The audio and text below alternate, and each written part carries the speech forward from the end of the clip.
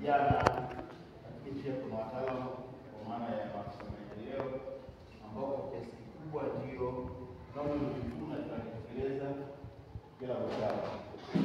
Sasa suluhisho ambayo tumeona kwenye upande wa mfumo wa elimu, kupitia makundi hayo ya maalum. Kwa mfano, viongozi wa dini wanayo ile kamati yao inaitwa kamati ya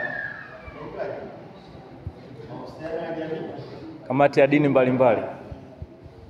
Kwa maana kwamba mle ndani viongozi wote wa dini kama tulikuwa na viongozi wa dini ambao wana majukumu mengi, ikiwemo pia kutetea amani, lakini pia kutoa elimu kwa sasa watu waweze kuishi vizuri, kupunguza migogoro, na hatimaye waweze kufanya ibada kwa maana ya vitu vya Mwenyezi Mungu kadri itakavyokuwa. Kwa hivyo leo tulishawahi kuona katika leo tutekeleze ili viongozi wao watachukua uzoefu zaidi, kwa maana kwamba wale viongozi wa dini mbalimbali wanafanya mikutano ya hadhara kwenye ngazi mbalimbali kama vile ngazi ya kata, ngazi ya kijiji, na pale kabla ya mkutano huo inafanyika hamasa kwamba leo tutakuwa na kikao cha viongozi wa dini mbalimbali.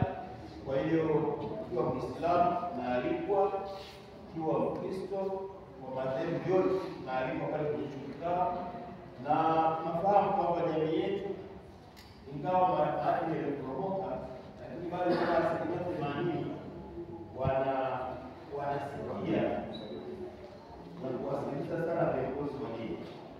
Kwa hiyo unakuwa unaleta tofauti, kwa maana unakuwa msikivu.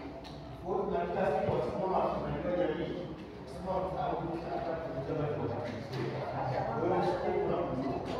Kwa tunapendekeza cha kwanza ni kwamba lazima viongozi wa dini wawezeshwe kufika kwenye ngazi ama ya kijiji au ya kata kwa ajili ya kutoa elimu, na elimu wanayoitoa wanarejea pia katika vifungu kwa maana ya Biblia ama sahafu.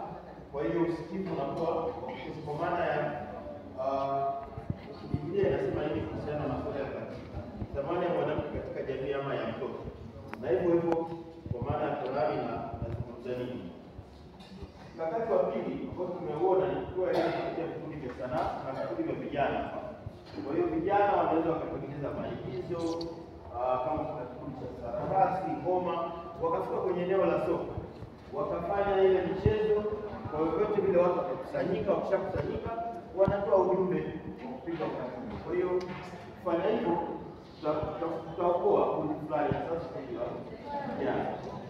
Mkakati wa tatu ni kutoa elimu kupitia mashule, vikundi vya kijamii kama vile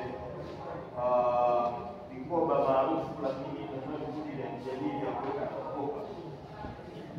Kwa maana kuna kopa maalum, tunaamini kwamba mtoto akielewa mapema tangu akiwa shule za msingi kule, akaanza kufundishwa na kuenenda vizuri kuepuka vitendo vya ukatili, huwa inasaidia. Lakini pia wale walimu nao wajengewe uwezo.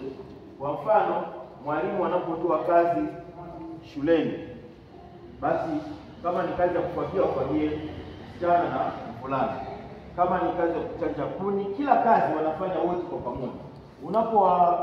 Unapowapa majukumu ukawatenganisha kwamba hili ni jukumu la mtoto wa kiume, hili la mtoto wa kike, tayari ile dhana ya wanaume inaendelea kujengeka, na dhana ya kwamba mimi huyu ni mwanamke ni dhaifu, kazi zote za nyumbani ni za kwake, inaendelea kujengeka. Kwa hiyo tukiwa shuleni pia lazima tuwaelekeze walimu mgawanyo wa majukumu, usizingatie jinsia. Kwa mfano kazi ya kufagia, kudeti na wanakuwa kwa wasichana shuleni, wadeti wote, fulana deti na msichana deti.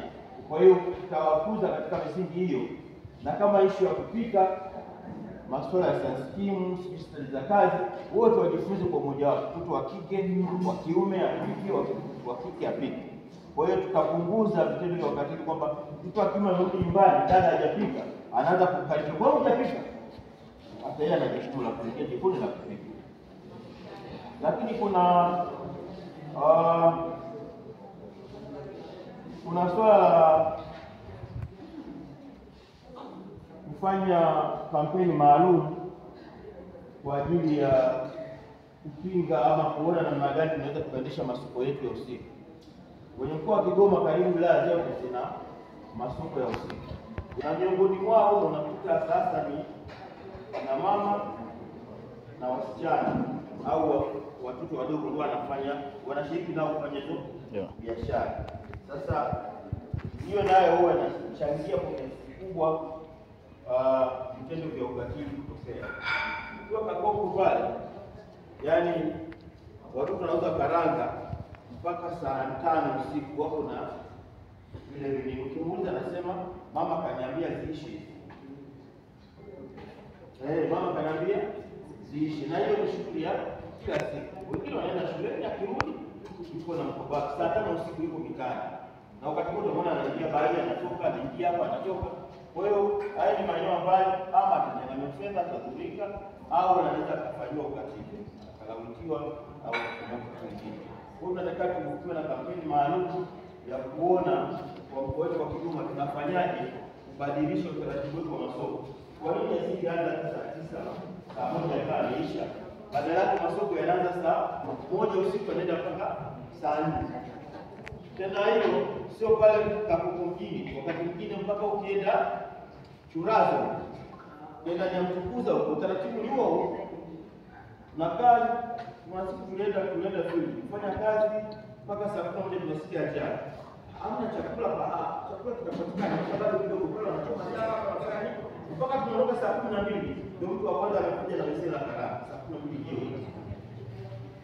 Kwa hiyo huo taratibu na mazingira tulio nayo, tuna haja ya kuwa na kampeni maalum kwa ajili ya kufanya advocacy ya kuona namna gani tunabadilisha ratiba za masoko yetu. Lakini pia kuna swala la kufanya advocacy katika sheria. Kuna maeneo kidogo tunaona sheria inapotungwa wanatunga wanadamu, kwa hiyo inaweza kuwa na mapepo kidogo.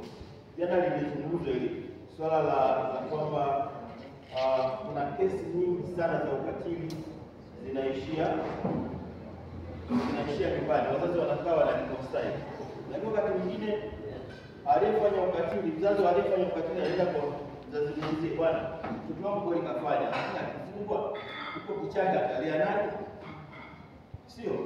Kwa mwisho wa siku anakaa. Lakini tukasema kwamba tukisema serikali huwe inatuwafidia kwa upande huu, inawezekana sasa tukaona hivi vitu vikaongezeka zaidi. Maana wakati mwingine ukafanya kitu kwa nia njema, lakini kaleta matokeo hasi.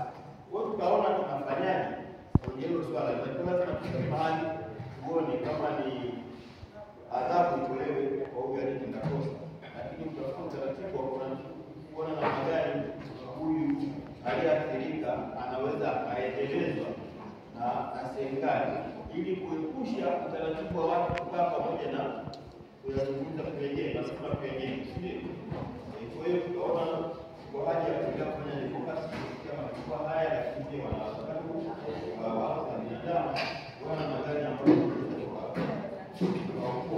kwa mfano katika mzima alibaba kwa mtoto mdogo kwa katika sensa sio inatolewa kwamba yule kijana sio miaka 30 na mtoto alipofidia na apate matibabu mpaka apone. Lakini baadaye tuko kwenye kikao cha kamati ile ya mtamko